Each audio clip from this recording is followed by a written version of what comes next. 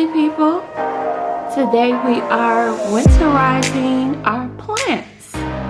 This is one of the projects that I've been working on because I have a couple of calatheas and they will not survive my roommate's temperature of 65 for the winter.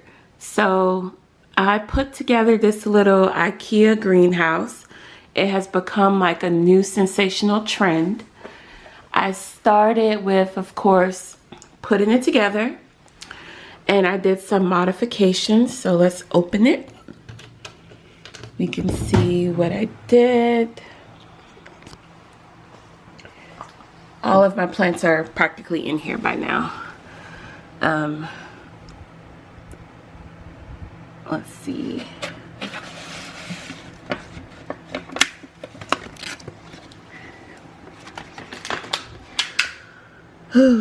Modification start number 1. I had to drill that hole.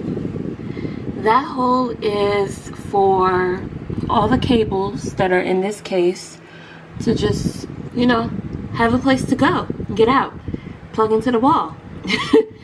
That was the first thing that I had to do after I put everything together. Then I got this humidifier off of Amazon just to keep inside of the greenhouse. I also got this heating mat, which I'm kind of thinking I may need another one. But again, one of the things that I thought was very important, a lot of people make their Ikea greenhouses different. And the biggest tip for me that I found was this thing right here. You want air to flow completely through. So the glass that it comes with, to me, just wasn't going to work out. If I want airflow, including the fans that I have in here, actually have 4. I have 4 fans. If I wanted a particular airflow, I needed to install this shelf, which, by the way, you can get from Home Depot or Lowe's, and they will actually cut it for you. I saw some people cut this crap. Unless you got the tools, tell them people to cut it for you.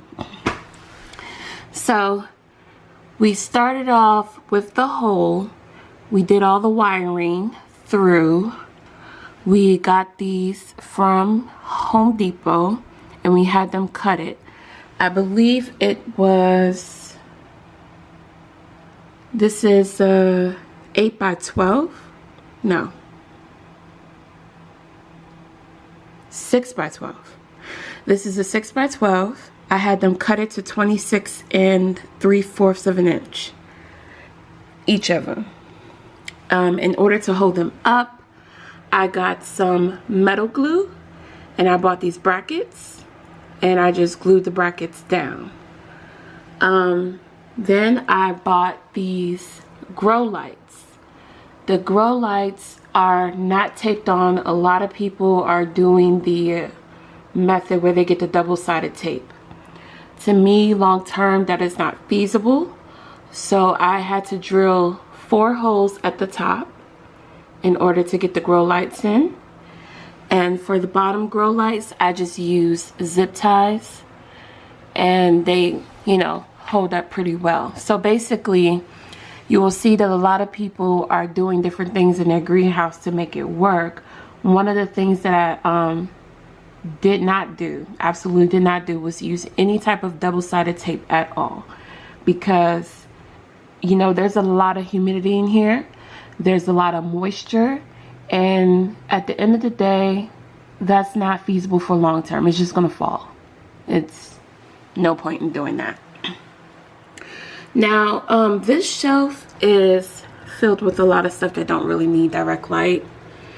I am trying to bring this calathea back to life. It seems to be doing really well in here. I'm so excited.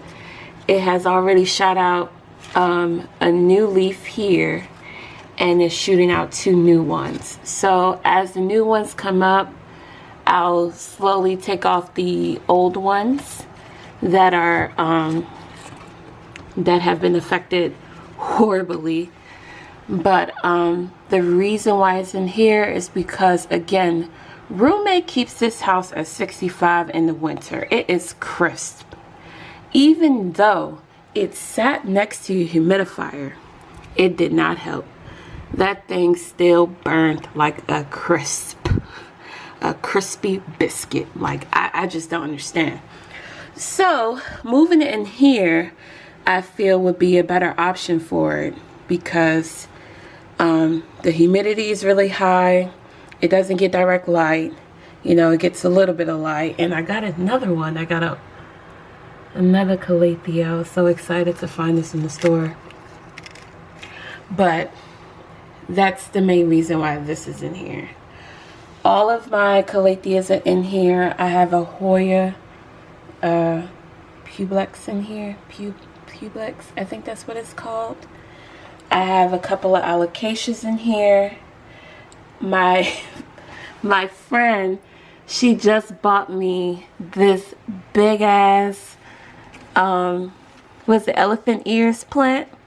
So I put it in here because it needs just a little bit of rehab, probably not a lot. It just showed up yesterday, and the damage from it being mailed, I'm hoping is not tremendous. So I just try to put it in here, give it a little bit of light that it would need, and some humidity, and hope that it can bounce back.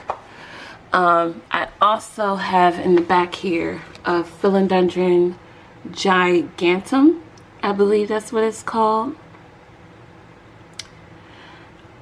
If this is really going to live up to its name, I don't know where it's going to go. I feel like it's one of those plants that is just going to have to get sold. Like, sold. Anyway, these 2 plants here, they're just resting. They're not going to stay in here. I'm trying to do another repotting video where I combine a bunch of philodendrons and a bunch of pothos, but I want them to be bigger, like fuller. So I'm still like I'm still trying to get all of the little mini ones together so that I can put them together. I also got this zebra plant. Sorry, I got a zebra plant in here, and it flowered, which I didn't expect. I sound a little uneasy because everybody that has a zebra plant has been struggling with the zebra plant. I think it's because it's in here, it's been okay. Not really sure. And I actually have 2. I have one in the back. That one didn't flower, and as you can see, it's not that happy. So I'm glad it's doing okay. Let me slide you back. Sorry, I didn't mean to move you. My bad. Okay. I have another calathea in here, another philodendron, another alocasia, but those are baby plants. And I believe this is the black velvet alocasia, and this is the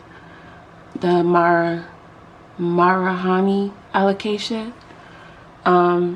These 2 alocasias I've had like all summer, and they dropped, I want to say 2 leaves each, and I thought that they were done for. Like, I thought they weren't going to make it, but then this one came out. So now that it's in the, you know, in the greenhouse, I'm hoping it'll do a lot better. It seems a little leggy to me. Maybe that's okay, but we'll see. It may get better. Oh, I didn't even show you this. So this is the Cebu Blue Pothos. I have this in here and I have one on the outside. This one is doing a whole lot better. I bought this from Plants Arena's website. The one on the outside is looking really sad right now. Just, it's not full. The leaves are one of the leaves turned yellow. So this is why we're making this video, because we need to talk about how to winterize all of these plants, you know. These ones are cool. It's in the greenhouse. It's living its best life. But the ones on the outside, we need to talk about those. Quick note, all of the cables are connected to this in here. It's like a smart thing. It works with Alexa, so I'm able to control everything remotely. So let's talk winterizing our plants. One of the major things that people are doing, I'm not doing in particular, but most people would do, and they say that you should, is moving your plants away from the window. Now, I'm not moving these away from the window because, lucky for me, they are not touching the window. Now, I don't have any issues as far as drafts are concerned, but if I did over here, I would use like some tape. It's this weather seal tape. I will use it on the areas where there potentially will have drafts in. As you can see, I haven't used it yet. I did use it once in my room because my room gets drafts. But what I'm thinking is that all the plants in my room are just going to be moved out to the living room, and they're all going to be grouped together like this. All of these babies are being grouped together. So that's another thing. You want to possibly group together your plants in order to control humidity that it's receiving. So one of the ways that you can get the humidity under control is to get a really nice humidifier. You see that says 75%. I promise you it's not 75% humidity in this house. Not at all.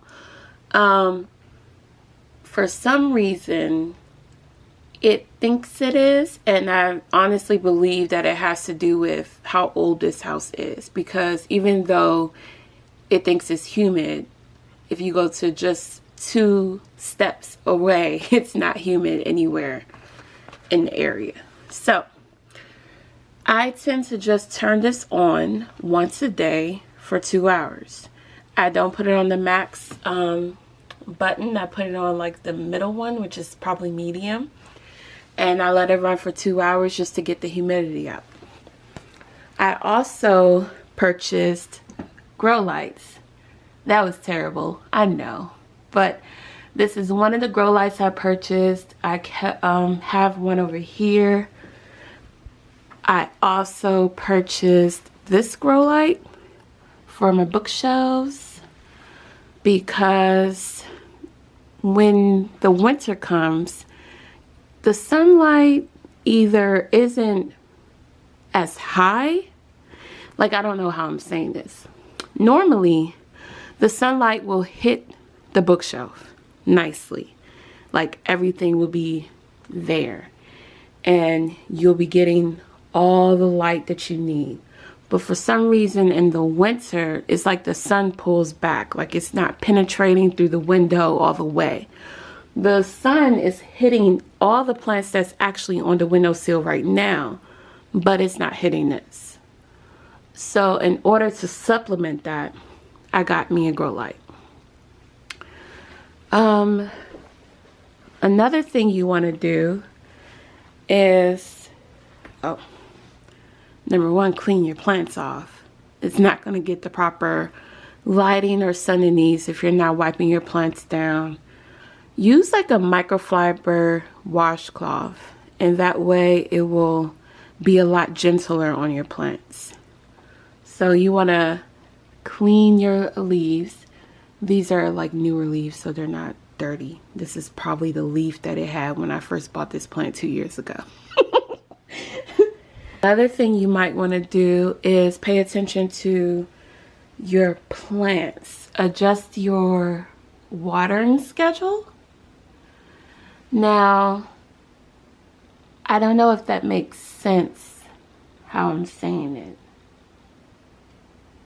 No, it doesn't make sense. So, we're going to get a plant and we're going to talk about the water schedule of the plant. So this is a Dracaena right here, and I talked about this Dracaena in my easy beginner care plants. I want to say that I watered this about 2 weeks ago. I dropped that plant video on last Thursday. Yeah, this Thursday. And before that, it was already still moist. So I want to say it's almost 2 weeks. And look at it. It still does not need any water. What you want to do is just put your finger in it, see if it's damp, and it really is. Make sure, do not overwater your plants in the winter. You got to pay attention to the moisture level in there and just make sure before you actually water it, because some of your plants do like to dry out. So if they're not drying out and enjoying this little life in this dry soil, you will realize that your plant's life will start to decline, whether it be random yellow leaves or some of them will actually just start dropping, like dropping. And the last thing you wanna do for your plants is turn on the fan. It's like I'm just playing. Turn on the fan. Just turn on the fan. Like, there needs to be air circulation around your plants. That's the only way that the soil will not be soggy. Air circulation because of your soil. I had this one particular instance where for some reason I thought it was spider mites, but it wasn't spider mites. Like, it looked like webbing, but then I found out it wasn't webbing. It was actually mold just sitting on the soil. And normally you could just wipe that top part off, but that just lets you know that your plant isn't getting any type of aeration at all. Whether it's that you're overwatering it and the soil is consistently moist and there's not enough air hitting it. So do yourself a favor, turn on the fan. I don't turn it on while I'm here normally. Normally I just wait until I'm actually walking out the door to go to work, and then I cut the fan on and the humidifier. Sorry, battery died there. So basically you just want to make sure that you're giving your plants some type of air circulation so that it can live its best life. Up to the tips again, because I know I was all over the place. But you want to move your plants away from the windows. You want to increase the humidity of your plants. You want to increase the lighting of your plants. Get some grow lights. Also, you want to add that fan. Make sure you're turning it on once a day. Especially if you have a lot of plants like I do. Like, I feel like at this point it's very claustrophobic in this room. Like, I'm starting to see that I might have too many in this little room. And you might want to invest in a little greenhouse for all of the hard to take care of plants, Calathea, but alocasias as well. I mean, Calatheas are assholes. Quite frankly, I'm sorry, but they're assholes. Alocasias, here and there. Sometimes Calatheas, y'all get on my nerves. Like, anyway. And one more tip. I talked about the tape on the window, but you might want to... One more tip. I talked about the tape on the window, but you might want to actually, like, clean your window.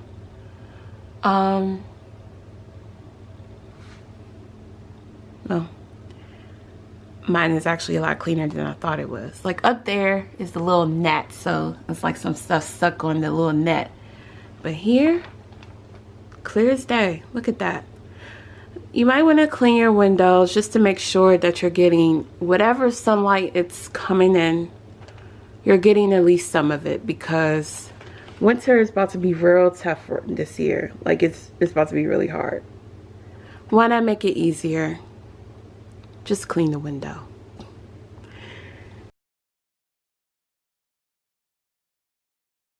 Just like pay attention to the plant before you actually... Jasper, do you want to be in the video?